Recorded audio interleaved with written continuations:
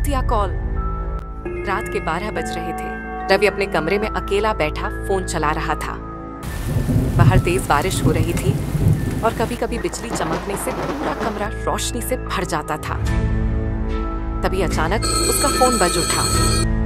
Number अनजान था। रवि ने फोन उठाया और धीरे से कहा, हेलो। लेकिन दूसरी तरफ से कोई आवाज नहीं आई, सिर्फ धीमी धीमी सांसों की आवाज आ रही थी। वो थोड़ी देर सुनता रहा, फिर गुस्से में बोला, कौन हो? अचानक दूसरी तरफ से एक डरावनी फुसफुसाती हुई आवाज आई, मैं वही हूँ, तुम्हारे पीछे। रवि ने तुरंत मुड़कर देखा, लेकिन पीछे कुछ नहीं था। वह घबराकर हंस पड़ा। शायद कोई मजाक कर रहा है। लेकिन तभी फिर से फोन बजा। इस बार वही अनजान नंबर। रवि ने डरते डरते फोन उठाया। अब की बार आवाज और भी धीमी थी। अब भी यकीन नहीं हो रहा। शीशे में देखो। रवि का दिल जोर जोर से धड़कने लगा। उसने कांपते हुए अपने कमरे में लगे शीशे की तरफ देखा।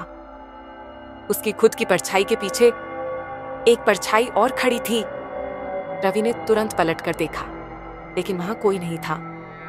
वह घबराकर भागने लगा, लेकिन उसके फोन पर एक आखिरी मैसेज आया, अब तुम भाग नहीं सकते।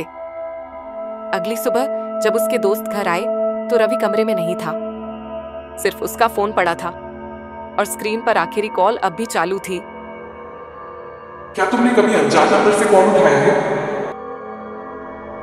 अगर आपको यह वीडियो पसंद आई तो इसे लाइक करें, अपने दोस्तों के साथ शेयर करें और हमारी अगली खौफनाक कहानी के लिए सब्सक्राइब करना न भूलें।